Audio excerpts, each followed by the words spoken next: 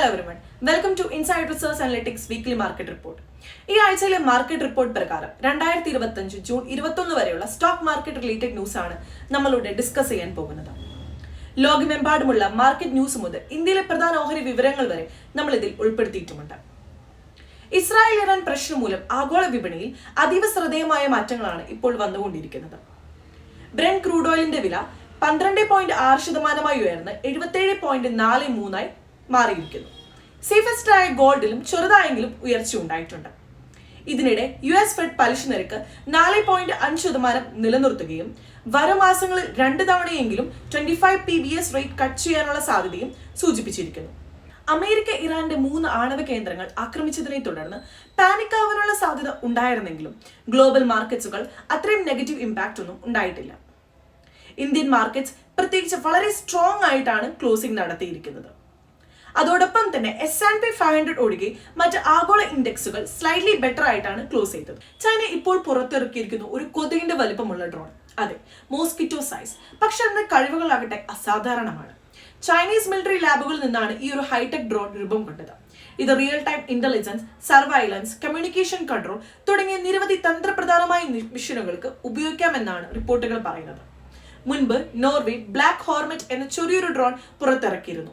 പക്ഷേ ചൈനയുടെ ഈ ഒരു പുതിയ മോഡൽ അതിനേക്കാളൊക്കെ വളരെ മെച്ചപ്പെട്ടതാണെന്നാണ് റിപ്പോർട്ട്. ഇതിന്റെ ഏറ്റവും വലിയ അപകടം ഒരു ചിറകടി ശബ്ദം പോലും നമുക്ക് കേൾക്കാനാകില്ല എന്നാണ്. ഇത്തരത്തിലുള്ള വികസനങ്ങൾ ചൈനയുടെ ടെക് മേഖലകളിൽ പ്രത്യേകിച്ച് മിലിറ്ററി, AI, ബയോടെക് വലിയ മുന്നേറ്റങ്ങളാണ് സൂചിപ്പിക്കുന്നത്. ചൈനീസ് സ്റ്റോക്ക് മാർക്കറ്റുകളിൽ ഇത്തരം ടെക് കമ്പനികൾക്ക് വലിയ വളർച്ചയും നമുക്ക് പ്രതീക്ഷിക്കാം. ഒരു കൊതുക് പോലെ ദൃശ്യമാണെങ്കിലും അതിന്റെ ശക്തി എന്ന് പറയുന്നത് ആധുനിക സാറ്റലൈറ്റുകളേക്കാൾ മേലെയാണ്. ക്രൂഡ് ഓയിലിന്റെ കാര്യത്തിൽ കഴിഞ്ഞ ഒരാഴ്ച ഗ്ലോബൽ ടെൻഷനുകൾ വലിയൊരു ഫാക്ടർ ആയിരുന്നു.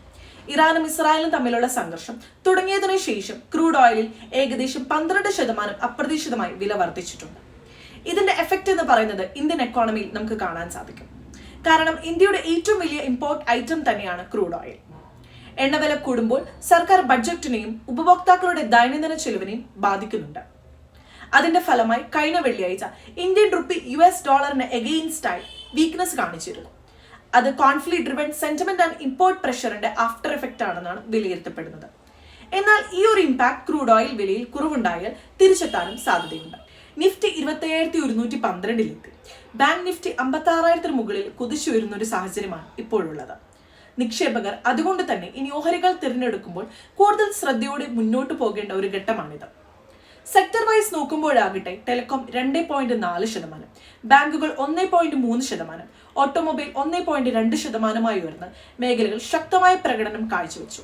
പക്ഷേ മെറ്റൽ -1.1, ഹെൽത്ത് കെയർ -2.1 എന്നീ മേഖലകളിൽ നിർഭാഗ്യവശാൽ മോശം പ്രകടനമാണ് കാഴ്ചവെച്ചിട്ടുള്ളത്. ഇപ്പോഴത്തെ സാഹചര്യത്തിൽ PSU, ഓട്ടോ, IT, ഫിനാൻസ് മേഖലകളിൽ കൂടുതൽ അവസരങ്ങൾ ലഭ്യമാണ്. അതേസമയം മെറ്റൽ, സ്മോൾ ക്യാപ് വിഭാഗങ്ങളിൽ നിന്ന് കുറച്ച് അകലം പാലിക്കേണ്ട സമയമാണിത്.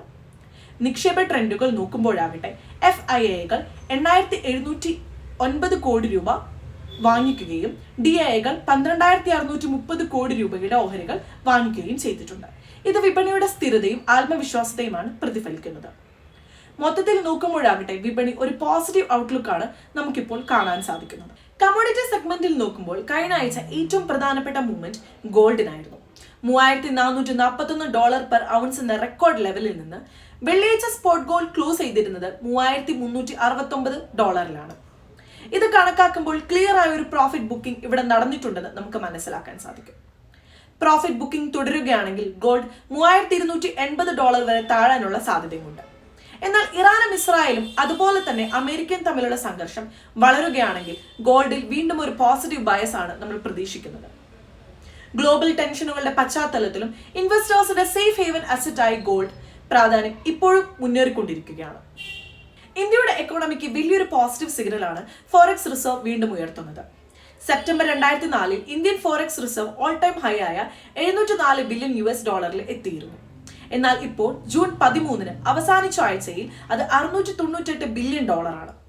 അതിൽ ഇനി 5 ബില്യൺ കൂടി മാത്രം ചേരുകയാണെങ്കിൽ ഇന്ത്യയുടെ ഫോറക്സ് റിസർവ് വീണ്ടും ഒരു പുതിയ റെക്കോർഡ് ഹിറ്റ് ചെയ്യുന്നതാണ്. ഇതിന് പ്രധാനമായ കാര്യങ്ങൾ FPI ഫോറിൻ പോർട്ട്ഫോളിയോ ഇൻവെസ്റ്റേഴ്സുകൾ ബൈ ചെയ്യുന്നതാണ്. അതുപോലെ തന്നെ നമ്മുടെ ഡൊമസ്റ്റിക് ഇൻവെസ്റ്റേഴ്സും പ്രത്യേകിച്ച് മ്യൂച്വൽ ഫണ്ടുകൾ വലിയ രീതിയിലുള്ള പണമിടപാടാണ് മുന്നോട്ട് പോകുന്നത്. SIP ഇൻഫ്ലോകൾ ഓരോ മാസവും പുതിയ ലെവലിൽ എത്തിക്കൊണ്ടിരിക്കുകയാണ്. ഇതെല്ലാം ചേർത്ത് നോക്കുമ്പോഴാകട്ടെ നമ്മുടെ എക്കോണമിക്ക് വലിയൊരു പോസിറ്റീവ് സെന്റിമെന്റ് ആണ് ഇത് സൃഷ്ടിക്കുന്നത്. ഗോൾഡ്, ക്രൂഡ് ഓയിൽ, ടെക് സ്റ്റോക്കുകൾ, ഇന്ത്യയിലെ പോസിറ്റീവ് എക്കണോമിക് ന്യൂസ് ഇവയെല്ലാം നമ്മുടെ മാർക്കറ്റിൽ നല്ലൊരു മാറ്റങ്ങൾ സൃഷ്ടിക്കും. മാർക്കറ്റിലെ കൂടുതൽ വിവരങ്ങൾ അറിയുവാൻ ഈ ചാനൽ ഫോളോ ചെയ്യുക. കമന്റിലൂടെ നിങ്ങളുടെ അഭിപ്രായം പങ്കുവയ്ക്കൂ. വീഡിയോ ഇഷ്ടമായ ലൈക്ക് ചെയ്യാനും ഷെയർ ചെയ്യാനും മറക്കരുത്. അപ്പോൾ ഒരു ഹാപ്പി ഇൻവെസ്റ്റിംഗ് വീക്ക് നേരുന്നു. Thank you.